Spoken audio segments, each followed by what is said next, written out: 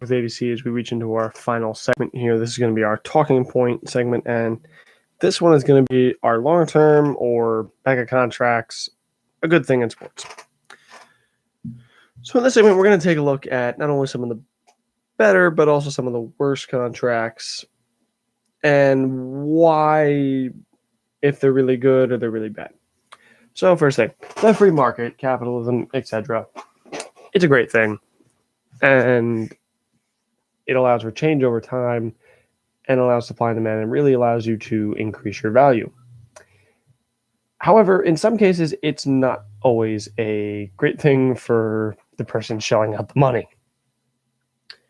For instance, a lot of awful contracts. Now, I started this show today with my MLB segment, and we talked to Christian Yelich about to get a massive contract extension. The main reason I'm concerned about this is because I believe Milwaukee missed their window, and trying to spend a huge chunk of money on Christian Yelich to attempt to keep it open is not a great way of doing that. You know, Yelich is a phenomenal player and has really stepped up his game, especially in the hitting department. However, as I said, this contract looks very eerily similar to Ryan Braun. If you don't know basically what happened with the Brewers and Ryan Braun, I'll explain it rather quickly. Basically, it's what happened to all small market teams when they shell out a big contract and it doesn't work out. Braun, or the person who, in this case, Braun, the person who receives a major contract, you can also sub in Joe Mauer, etc., into the small market thing. Basically, even if that player plays very well, eventually they hit their mid to late 30s and they start to regress. Their defense starts to regress to the point, especially if you're a National League team, to the point where you have to either set them to a corner outfield spot or move them, now in the case of Ryan Braun, move them to first base and have them be a porous first baseman because they can't really play much else in the field anymore. And usually their power declines and they become a little bit more of a contact hitter. In Joe Mauer's case, he adapted to it rather well. In Ryan Braun's case, I mean, he's still going, but it's getting a little bit worse every year. And it's kind of sad to say because I used to really like Ryan Braun.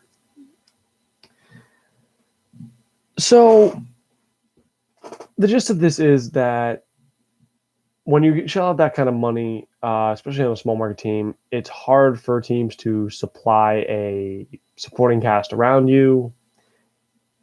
And that contract, while keeping their star player around, also handcuffs them and kind of makes you settle for a bunch of auxiliary pieces and lower level free agents to kind of fill out the roster.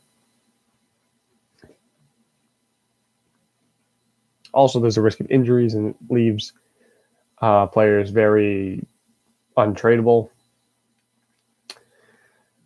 And exactly. So it just, in those two cases, it didn't particularly work out. And especially with the small market teams, one bad contract can set you back years, especially in a rebuild. Now, the Milwaukee Brewers were kind of already dealing with like mid-level free agents as the bulk of their roster, and adding a guy like Yelich long term, about like 8 years, $200 million, I just don't see that being a great move. Now, Yelich has stated that he wants to keep in Milwaukee, which makes sense. And it's good for him, but you have to look at the health of the team. So, to, again, put this into perspective, I'm going to look into some more awful contracts here. This isn't even all of them. There's so many more. But we're just going to go through some lists here. Let's talk a bigger market team. Let's talk the New York Yankees, for example. Oh boy. So they just sold out a mega contract from Garrett Cole. Now, first, I believe I should really state, what are teams looking for when they sign players to a mega contract? Surely they're not expecting a player in his late 20s to be this superstar level player that he is right now until he is in his late 30s till he's about 40, right? No, they're not. 7 to 9 year contract, you're looking usually for about half of that contract to be superstar level and the other half to be about starter to replacement level. That's usually about what you're looking for, at least in terms of baseball. In basketball, you'd be looking probably about 5 years of superstar, 2 to 3 years about maybe all-star to starter level play. In football, you'd be looking for, again, about probably 2 or 3 years of superstar play and then just starter or replacement level play at that point. Unless it's football and you're dealing with a quarterback, which is kind of the exception, where you expect them to play pretty well throughout most of their contract. That's usually what you're looking for.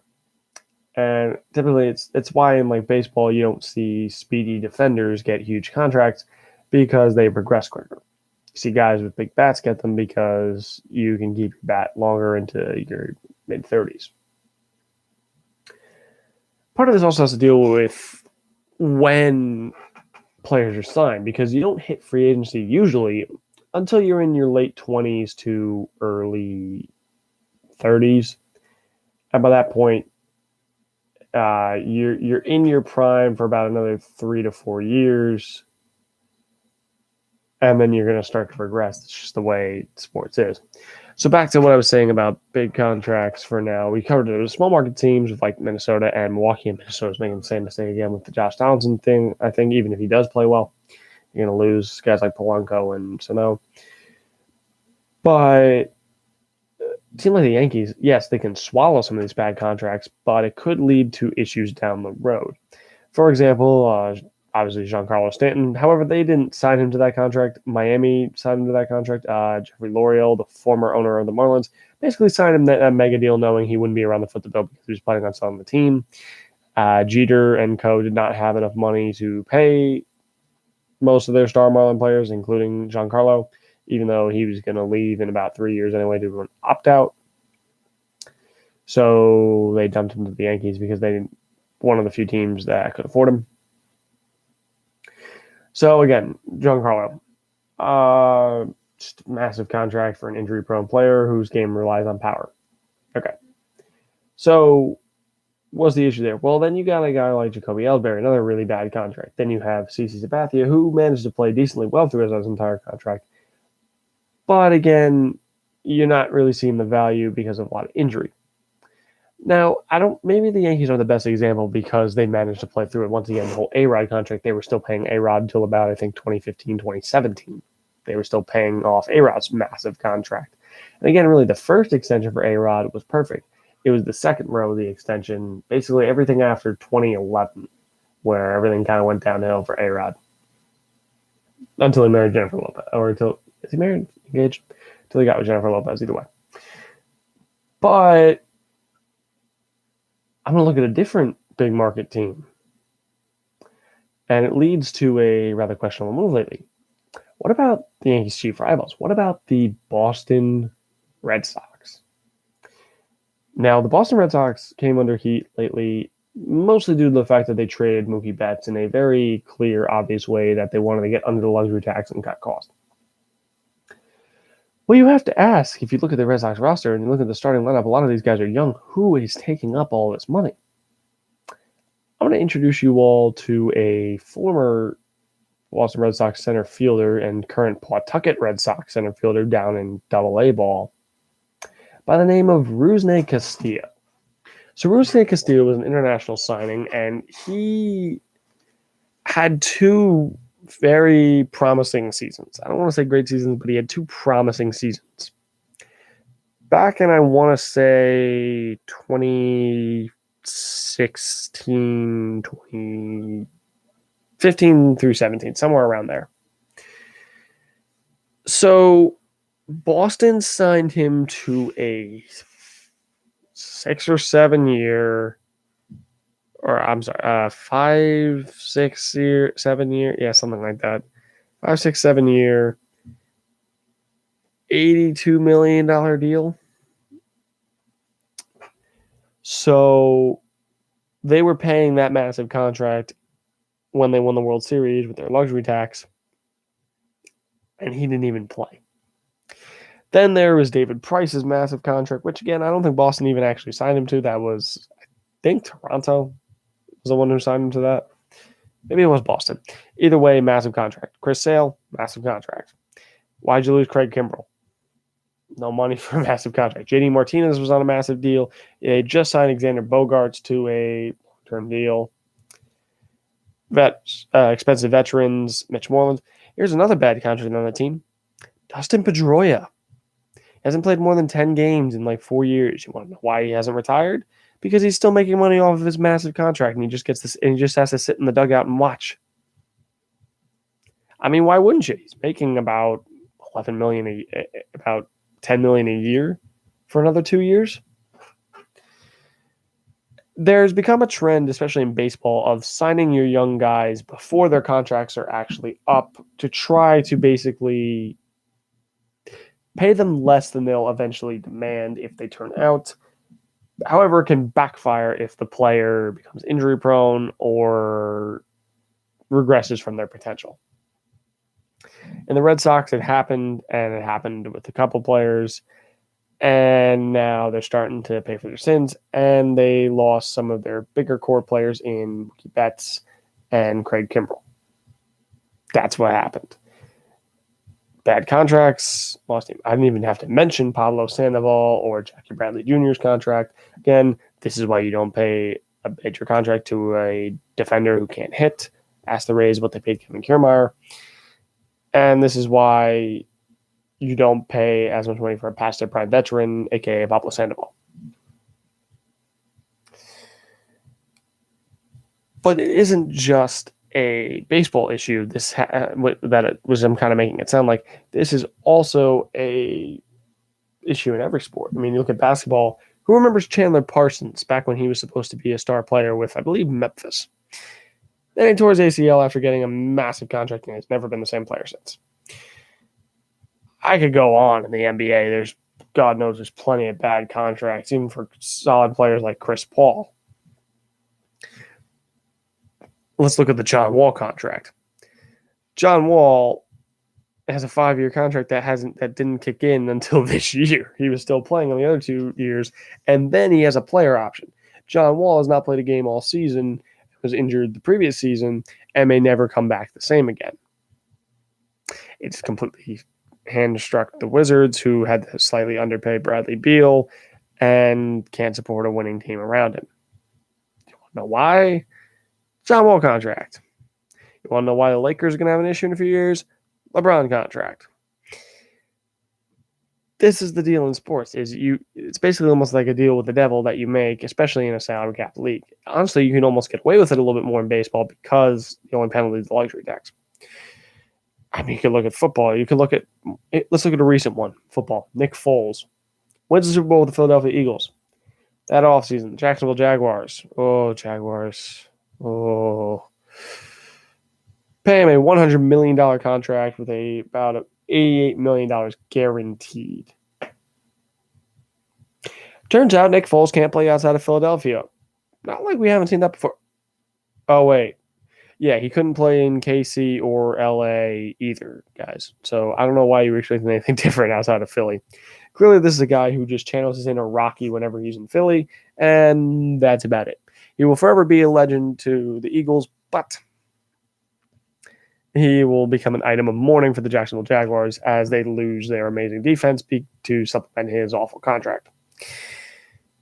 Why, you ask? Well, he played very awful this year as he struggled to adapt to the Jaguar system and was benched for rookie 6th round or undrafted pick, Gardner Minshew,